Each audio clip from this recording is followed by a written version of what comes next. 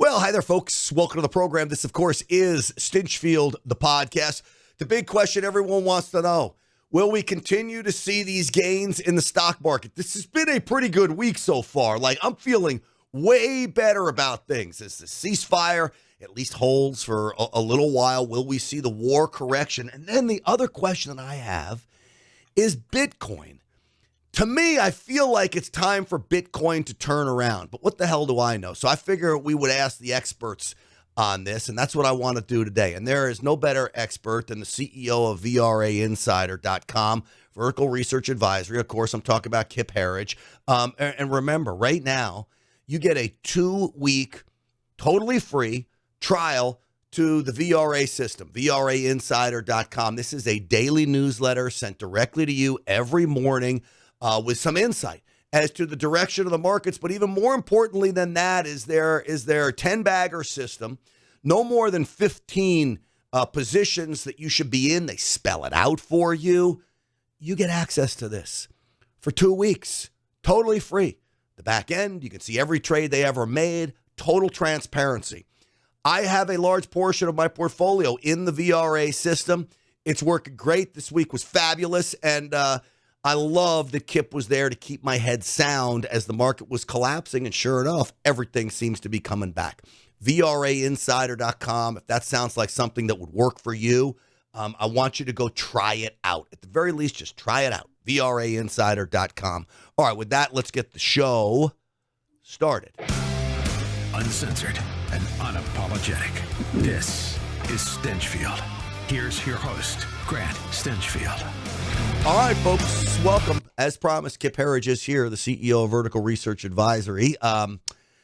Kip, welcome to the program. Always great to be with you, Grant. Thank you for that nice intro. I've done this 40 years, and I think that's the comment I hear from people most is just glad you're here. In times of volatility, when the markets get hit, so many investors get caught up in the emotion of the moment and sell at the lows, and that's what I think we bring to the table that helps people quite a bit.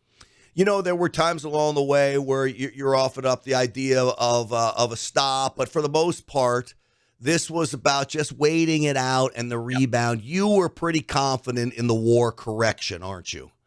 Absolutely. Look, this is a geopolitical shock. We happen to have a lot of data that goes back, 50, 60, 70 years on this, and they tend to hit the markets. It's interesting, 15 to 20 trading days.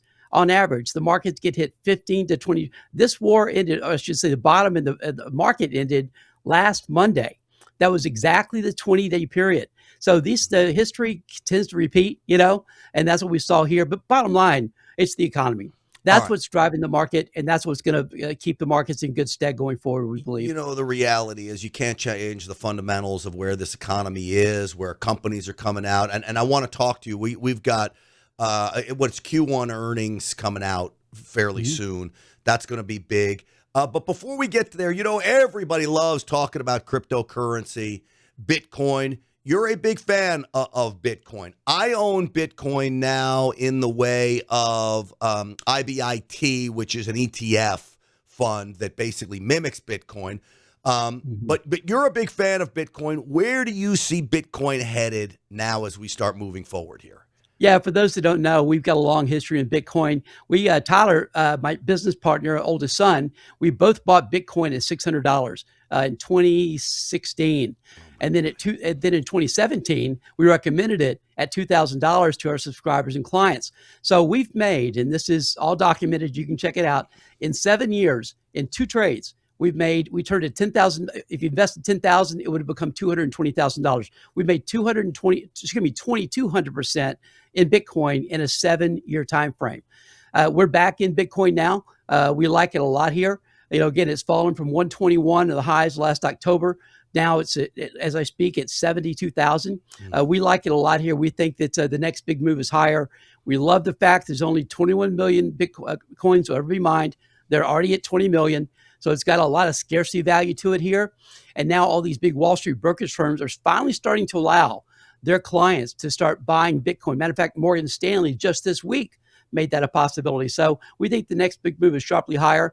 Eventually, Bitcoin will be $1 million on its way to higher still. Again, Right now, 72,000. All right. So a couple questions. One, I know you like the traditional miners, gold miners, silver miners. But when we talk about Bitcoin miners, in some respects, they're similar, only you don't need quite the equipment. You just need computer equipment to mine Bitcoin. What happens to all those companies that are mining Bitcoin and have investors? In fact, I have an investment in one of those Bitcoin miners that goes into a big farm, and they pay me. It's a leaseback program. They pay me the lease back for the equipment. But what happens to that? I mean, at some point, Bitcoin runs out, right? Yeah, it's going to go on for a long time, though. When you hear they only got a million left to mine, you're like, that sounds like it's in this year. No, you still got 120 years to mine these Bitcoin. Really? So it's going to take a long, it's going to take a long time before they're at 21 million. Their halving cycle reduces the amount that you can mine every 4 years by in half. So it really starts to drag on the miners. But the good miners, they don't care. But like the one you're probably invested in, they can keep printing money, which is what they're doing. All right, yeah, and it's all about the cost of electricity and the price of and really the price of Bitcoin now has gotten down to a point where a lot of these people are turning off the machines. They're not actually making money, so they turn them off. But you think that's about to turn around. So let me ask you now, exactly why? Is it fundamentals or is it technicals? Do you look at a chart and you say, hey, you know what? I see where Bitcoin is here compared to a moving average and where the bottoms are. How are you making this decision? Yeah, it's a combination of the two. I just talked about the fundamentals, why we love this story long term. But right now, the technicals, again, it's interesting because I just wrote this up today for our options program members, which of course you're one. Bitcoin last October, looking back in this in retrospect is pretty fascinating. Last October, Bitcoin topped at 121,000 and started going down. Well, at the time, we didn't know it was going to take the entire market down with it, but it did. It led lower. Pretty much everything, software stocks, momentum stocks, they started going down. Then, of course, the war happened. What was interesting though is the first night missiles dropped, Bitcoin bottomed at 59,700. And from then, it is now leading higher. We call that a first in, first out trade. This is a high probability situation here. We now look for Bitcoin in our favorite group, the semiconductors. We think that they're now the two liquidity leaders going forward, along with gold. So these are the things that we look at, the relationships between trades to give you probabilities to invest on. And we think, again, Bitcoin now is ready for a major move higher, along with the semis, which are still, semis hit an all-time high this week, as did transportation stocks. Again, that tells you the economy is good. That tells you the leading indicators, leading sectors are strong. This market has all the signs of a market that wants to really go a lot higher now. What I'm still trying to wrap my head around with Bitcoin is the real fundamental use of it. So when I think of it as and some people have described it to me as a digital gold, but at least gold you could use for jewelry, right? People understand the physical, tangible touch of gold, how hard it is to get out of the ground. There are similarities of how hard it is to get out of these computer algorithms and stuff, but I don't see Bitcoin really being used as a transactional currency. I know you can use it, but I don't know how you go forward with something that not everybody's using unless it's just a strict investment deal. That's exactly right. You and I see it exactly the same way. Again, from our recommendation in 2017 at 2000, we've never recommended Bitcoin as a transactional investment. It is an investment based on scarcity value alone. That's how we've always seen it. Now, we're probably in the minority of that, but I'm a common sense guy, right? I'm a native Texan. I see things as they are. And you're right. I would never use. Now, there are some times for online purchases you can use Bitcoin, but the transaction fees are high. It's a little clunky. It's still not easy. We'll get there. That's going to happen. But right now, it's purely, in our call, an investment based on scarcity value. All right, I hear people talk about gold, and I know you're a big fan of gold too. And this is one of the reasons why I love you guys at VRA, because you're not like a gold bug or a Bitcoin bug, and you hate the other one. You like both of these vehicles. So when you look at both of them, I've been told that you should just look at it as collecting as much of it as you can over the years. Don't look at the price of it so much. Would you subscribe to that philosophy when it comes to gold and Bitcoin? 100%. We recommended gold in 2003 at $350 an ounce, silver at $5 an ounce. We're up 1,500% in both of those trades since 2003 because we never sold it. We don't. We're long-term investors in gold. It is the only true currency on the planet. It will remain that way. The fiat currency printing machines are only speeding up. These are investments. Again, Bitcoin, I would include in this now as well. These are true currencies, if you will, that have true scarcity value. They can't print more of them. Just buy these, hold them. Now you can trade around them, and we do that with some option strategies and with the miners. Those are trading vehicles, not so much long-term holds.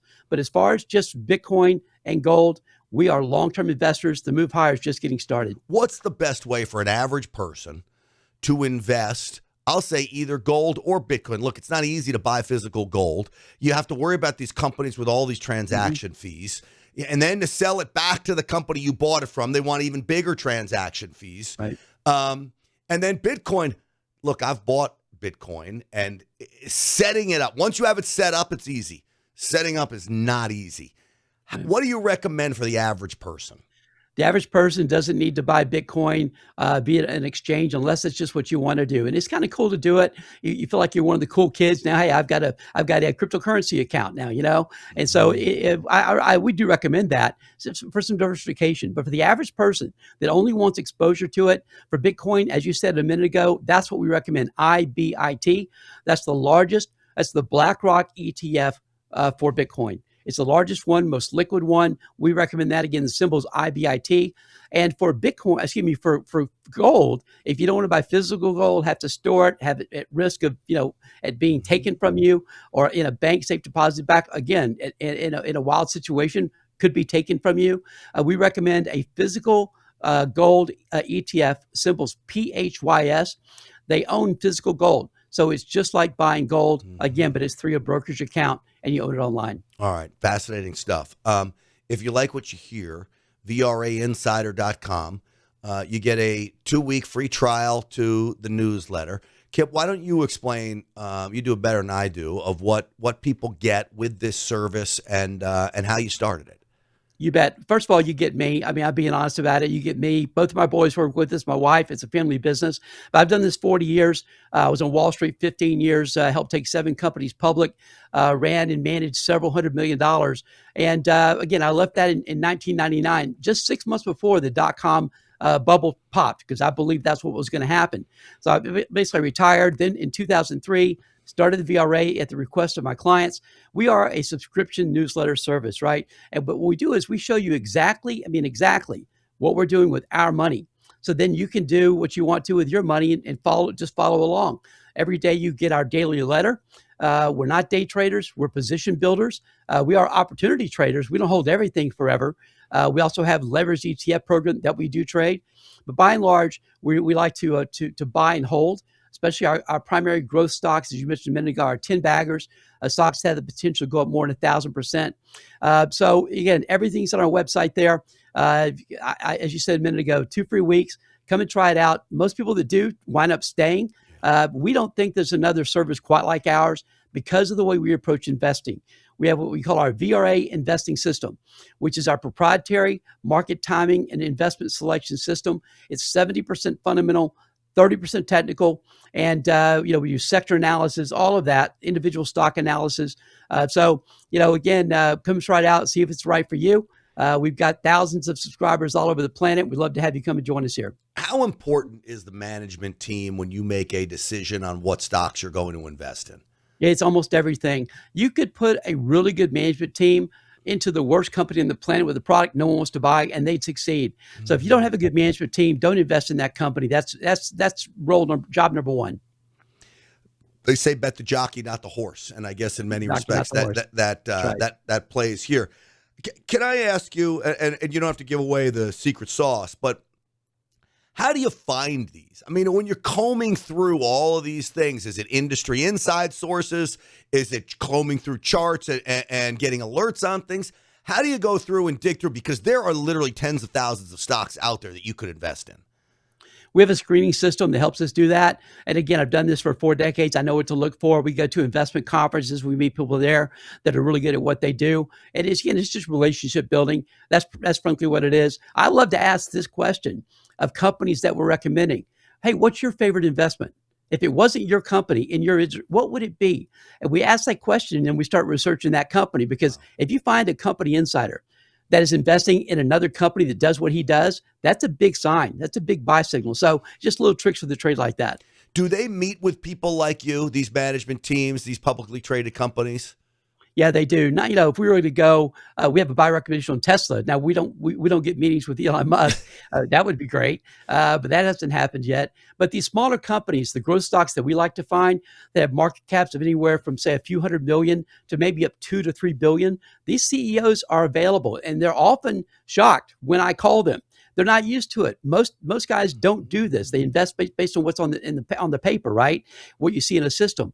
Now, we reach out to companies, we get to know them, and by the way, when they stop returning our calls, they stop paying attention to our work. Again, we're bringing a lot of buyers to their stock. Mm-hmm. If that happens, then we stop recommending the stock. It's a good relationship, and it works 2 ways. I was going to say, with as long as you've been in business, there's got to be so many thousands of subscribers. And if you recommend something, this has to be a huge benefit to the company you're recommending. It is, and I think most company CEOs realize that. So we're very careful with that. We have a kind of a 2-pronged approach to entering a stock and to exiting it. So we don't want to move the stock too much. We recommend it, but yeah, they're aware of it. And I think, again, a smart CEO understands what this could mean for their company. All right, so we've seen a lot of stock prices that have soared on our recommendation. Wow. Lastly, before I let you go, the next coming week here, you expect, providing no hiccups. I mean, this ceasefire is so fragile. This could really, it used to be if Trump just said China, then everything, all hell broke loose. But now, who knows? But your prediction over the next week, if you can. Yeah, we're still very bullish. We said last week that we thought last Monday's lows would be the lows. We have some great data here. I'll give you a couple of pieces of data that have held up since 1950. First of all, we're in a really bullish seasonal period. Okay, we get a 10% correction about every 13 months. Well, we just had one. Now that's behind us. April was the second best month of the year, and this is the best. I think this is one of the best pieces of data that I've seen in a decade. During a midterm election year, like now, when you get a correction, and they're pretty common, the next 12 months, the SP 500 is up on average 38%. Wow. High probability trade. We've got a lot of reasons. And again, the Trump economic miracle, we think the economy can be very, very good this year. We think the next week will be very good. We think the lows are in for sure. I think we've seen the most of what can happen with the Iran war. Iran is completely debilitated now, right? So the worst Iran can offer up is pretty much taken care of. Now, the monkey wrench in that would be sleeper cells activated in places like the United States or in Europe, or those types of things to start throwing some cash. But for the most part, we've seen the worst. I would think the markets would understand that. And no matter what Iran does, we already know we can come back from it. Yes, and also so much fear was built up from this correction that basically lasted 4 weeks. So much fear that institutional short selling got to the highest level since the tariff mania of last April. So now, regardless of what happens with the war, institutions have to cover those shorts. So that gives you a floor underneath the market. Also, retail investors were completely terrified, shook out of the market. Again, that's more buying pressure is going to come in. So we think, again, I agree with you. I think the worst of this is over. The markets have factored that in. Again, the easy trade now is higher. It's higher. Kip Herriage, always great to talk to you. I'm going to, again, remind people where they can find you and the team. And we always appreciate you coming on the program and breaking all this down with me. Appreciate you, Grant. Absolutely. I appreciate you, Kip. And folks, again, here's what I want you to do. And I mean it right now, you have nothing to lose except money and making some money, which is actually pretty big. Go to VRAinsider.com, but it's not going to cost you anything for 2 weeks. Get this 2-week trial, VRAinsider.com. You get all of Kip and his team's recommendations, those 10 baggers, up to 1,000% gains is what they expect from those picks. So again, VRAinsider.com, you're going to get it. You're going to see exactly what they've picked. And I don't think you can go wrong with this. VRAinsider.com. I'm so proud to be following this system, invested in the system because I believe in this team. VRAinsider.com. I will see all of you on the Real America's Voice show tonight, 7 p.m. Eastern Time. Stinchfield's Army rolls. Thanks for watching, everybody.